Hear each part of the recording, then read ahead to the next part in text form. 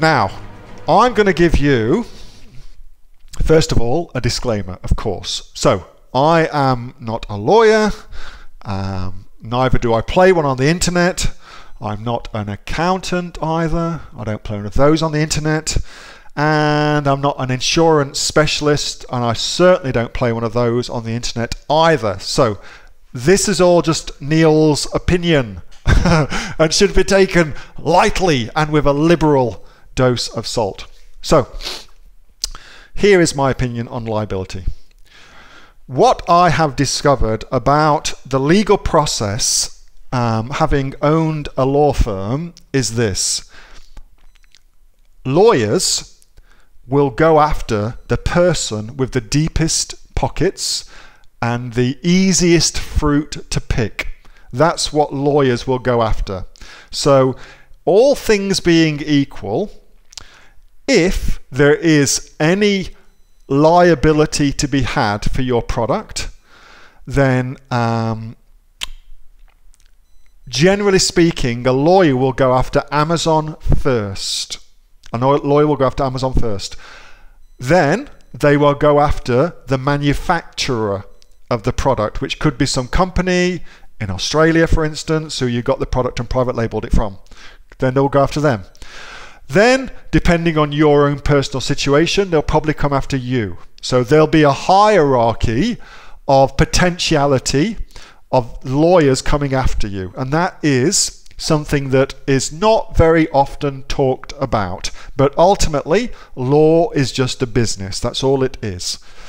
So there's that to consider. The second thing to consider is if you put your business into a Pty Ltd structure in Australia, that entity, that Pty Ltd entity, becomes, for all intents and purposes, a person under the definition by law, inasmuch as that person, that entity, is the thing that gets sued. So you move your own personal liability over to your entities, and it becomes their liability. So if you've got things housed in a Pty Ltd company, that affords you an additional level of protection that is very difficult to penetrate in Australia. So that's the second thing to consider.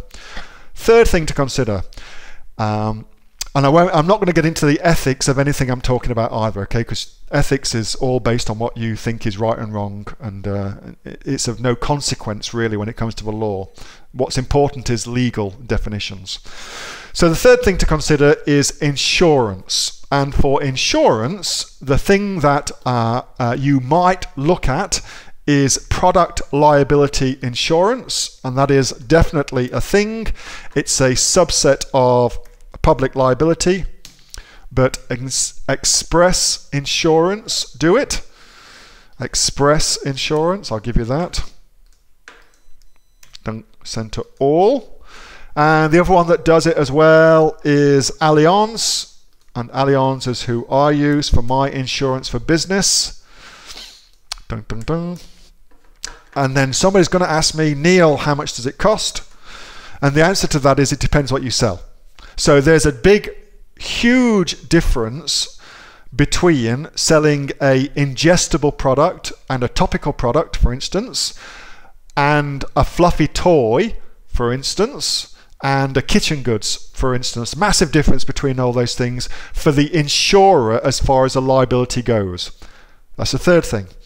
Fourth and final thing for you to consider is this. When you get product liability insurance, the insurance company does not want to pay out any insurance. They do not want to actually risk anything at all. And so what they will do is they will give you a set of things that you have to do, all due diligence, like you'll have to make sure that your supplier has got this particular standard and that it's gone through this particular process, and all of this long list of things that your product must do, which, by the way, is a very good checklist for you anyway. So my understanding about insurance companies is if you've done everything that's required of you to get insurance in the first place for a product, the chances of you actually needing that insurance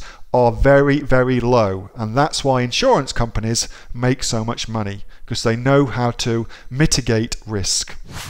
Hey, Neil here. Just before you go away, that was a question that I got asked on my regular Monday night Q&A session, which I have with the members of the Aussie Online Entrepreneurs.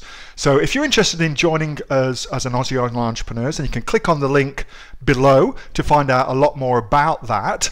And also, as a special thank you for watching this video, I've got a great book that I want to give you for free. It's a current bestseller on Amazon, and it teaches you everything that you would need to know about starting a business here in Australia on Amazon. So you can see that just up there. So if you'd like to get a copy of that for free, then again, just click on the link below and you'll get a copy of that. You'll get taken to a page where you can get a copy of that for absolutely free. Hope you enjoyed that little snippet from one of my Aussie Online Entrepreneur Q&A sessions, and make sure that you subscribe to my channel and also like this video. And if you've got a question that you would like answering, then post it in the comments below, and I'll do my best to answer it, whether on one of these videos for you or directly in the comments directly below. All right, thanks so much for watching, and I'll catch you next time on the next of the Aussie Online Entrepreneurs Amazon FBA Australia videos. See you soon.